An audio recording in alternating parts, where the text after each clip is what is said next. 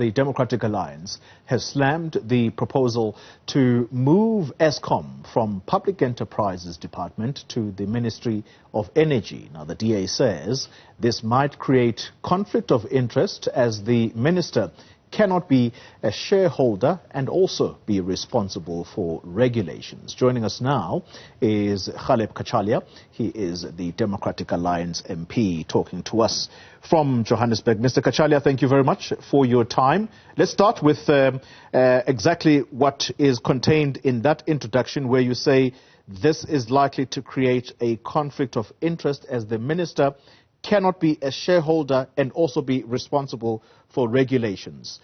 Put that in simple terms for us. What do you mean? Well, you can't be arbiter and executioner at the same time. So in terms of proper governance, there needs to be a separation. And that separation exists currently. It exists, and it exists at great expense, past expense, and it needs to be kept and put right. Yes, I understand, and anybody would understand that operationally and administratively there is some sense in making the move and not having a duplication of ministries. Now, I understand that completely, but we have to be mindful to these conflicts which exist. Over and above the conflicts that exist, there's also the small issue of debt. What's going to happen to the debt? How is that going to be moved across? What are investors going to say in terms of their covenants, of their debt covenants? What are they going to say? Are they going to take what's commonly known in the financial world as a haircut as a result? These are all issues which have not been particularly addressed. And we've just had a bold statement that says we're going to move this over. And this move needs to be unpacked, if you like, to use that odd word. We need to understand why it has happened and what is the motivation for this and where the political paybacks exist that has made for the sudden move which will throw the markets into disarray. Remember that Eskom was corporatized at great expense, which put certain governance covenants, if you like, in place.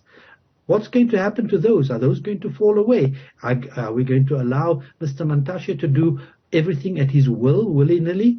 I think that's not a great precedent to set. Well, sorry. I'm sorry to cut in, but some people are going to say, remember that Eskom once belonged to the Department of Energy. It once was under that fold. So moving it back, it only makes sense. In fact, some people have actually said it's a good move on principle. So how were these conflicts managed at the time?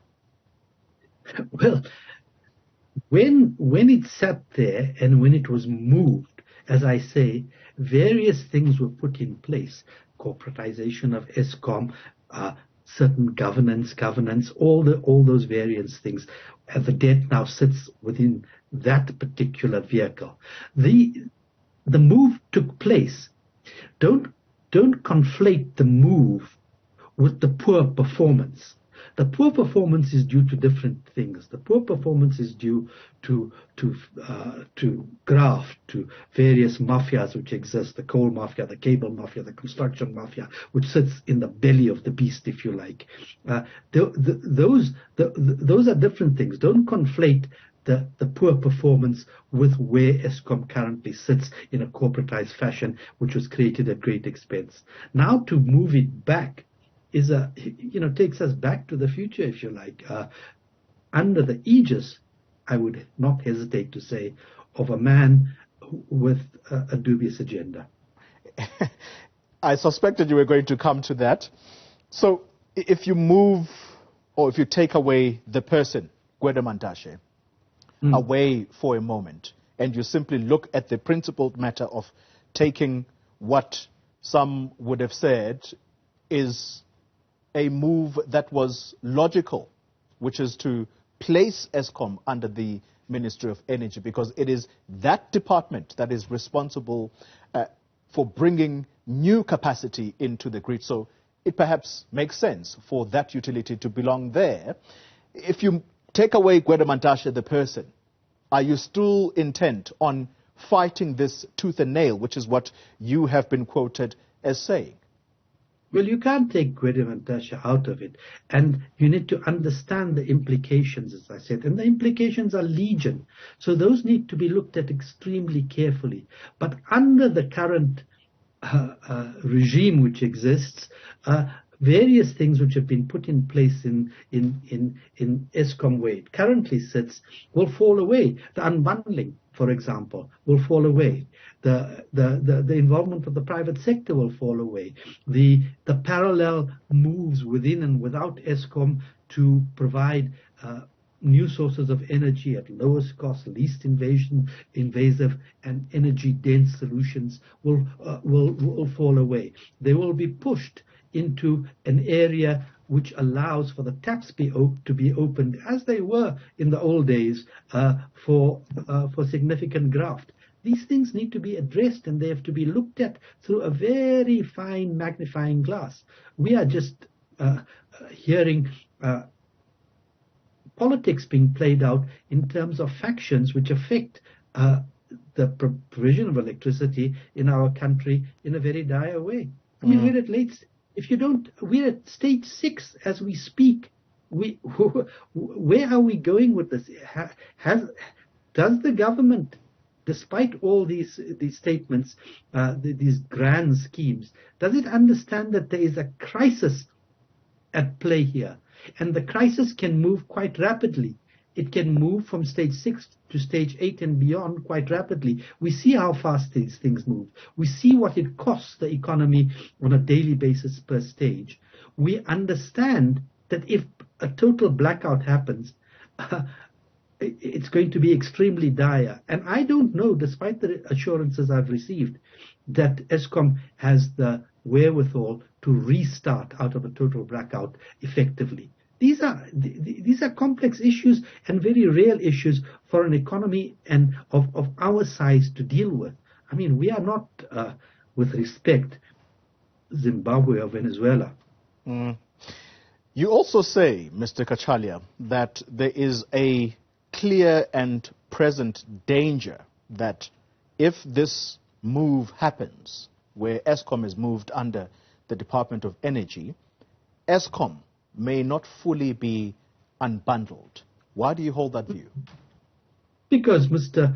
Mantashe is quite against unbundling and has made that particularly plain.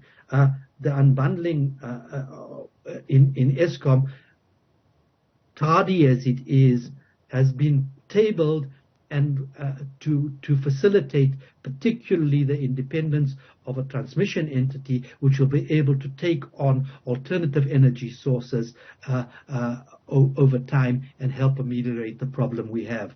Mr. Mantashe has got other plans and he's made that particularly plain. So that will fall out of the window. It is an irresponsible thing to do, and B, it's money, huge money, that has been placed in that direction hitherto, that will fall away and be wasted.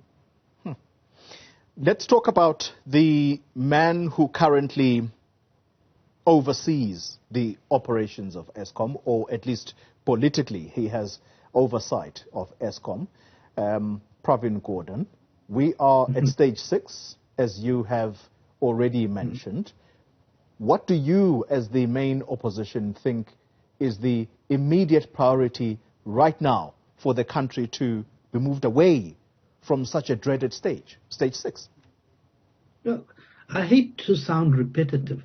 I have ad nauseum said, it is absolutely necessary for us to understand that there is a crisis. In terms of the crisis, declare a state of emergency that's ring-fenced around Eskom, that has an independent panel of experts to oversee it, and to determine what needs to be done, when it needs to be done, how it needs to be done, and at what cost. And be transparent to the nation in terms of that, in terms of those markers, and then we can move ahead.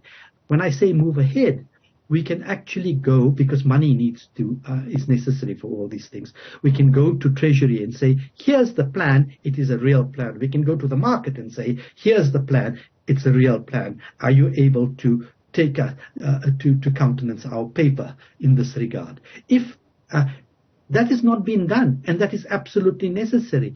All the other things that can come in, the adjacent issues that are necessary, the security issues, the National Key Points Act, the National Security Act, and various things that will come in, which will allow unfettered access by the executive to deal with various issues, whether it be localization, which stands in the way, cadre deployment, which stands in the way, idiocy in procurement protocols which stand in the way. All those things can be dealt with. All the things that have led to this madness that we find ourselves in. Mr. Cachalia, I'm out of time, but let me squeeze this question in. All of the issues we have discussed initially, those are issues for contemplation because it's yet to happen. Mm-hmm. So the man that is currently in charge right now of Eskom politically is Pravin Gordhan. What has his response been, and how would you rate his performance given where we are? His silence has been deafening. I think both Pravin Gordhan and Gwede Mantashe should be fired forthwith. Short and sweet. Thank you very much for your time, Ghaleb Cachalia, member of the Democratic Alliance in Parliament.